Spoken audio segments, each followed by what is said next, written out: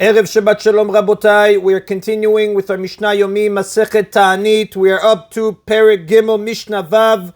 Today's Mishnayot should be Leilun Nishmat Neria ben Svetlana Aranbayev and Eliyahu ben Burchai Israelov Menuchatam Began Eden Amen and Leavdi ben Chaim Lachaim for the Refuah Shelema Bacha Bat Esther and Daniel Shalom ben Rosa Betoch Shar Chulei Israel.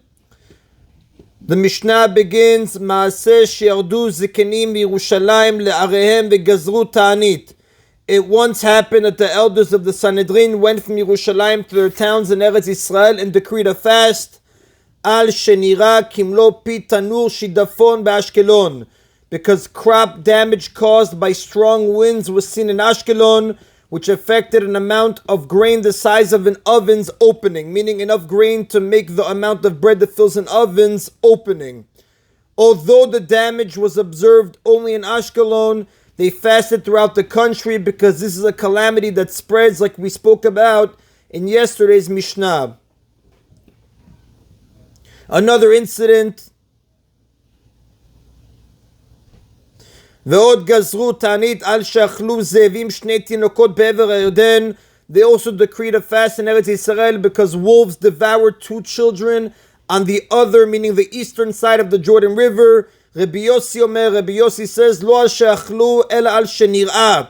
The fast was decreed not because the wolves devoured only children, but because they were seen in an inhabited area in daytime. Both the first Tana and Rabbi Yossi agreed that a fast is decreed when dangerous beasts such as wolves are merely seen in an inhabited area in the daytime, as taught in the previous Mishnah.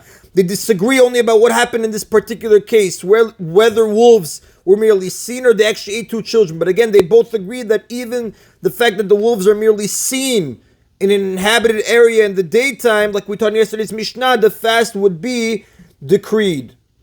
And that is in Mishnah Vav. Mishnah Zayin continues, it is generally forbidden to make requests of Hashem on the Shabbat because doing so detracts from the restful quality of the day.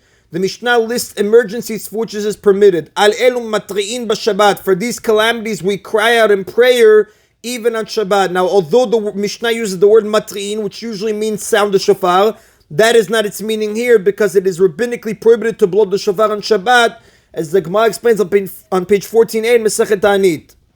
So, al elu matrin b'Shabbat, for these calamities we cry out in prayer even on Shabbat.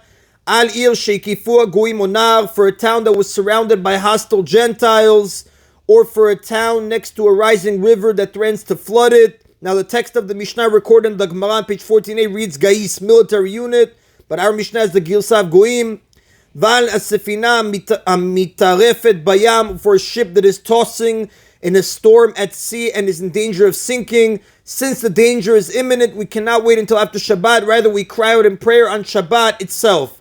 Now, the next Taanit disagrees. Rabbi Yossi says, Le'ezra v'lo letzaka, we may call people to gather on Shabbat for the purpose of helping those in trouble, meaning to assemble people for the purpose of saving those in danger. All agree that we may violate Shabbat, even by blowing shofars or trumpets if necessary, because saving life overrides Shabbat prohibitions, but not for the purpose of crying out in prayer. Since we cannot be sure that these prayers will be answered, the sages did not allow such prayer on Shabbat even in these cases. This is the opinion of Rabbi Yossi.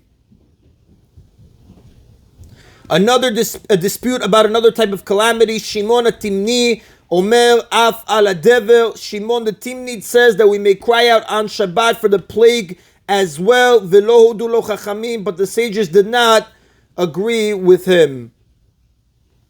However, Aval Bechol Matrin, the Rav says, during the weekday we would cry out for the plague as well. And that is the Rabotai of today's Mishna Yomi. Everybody should have a Erev Shabbat Shalom.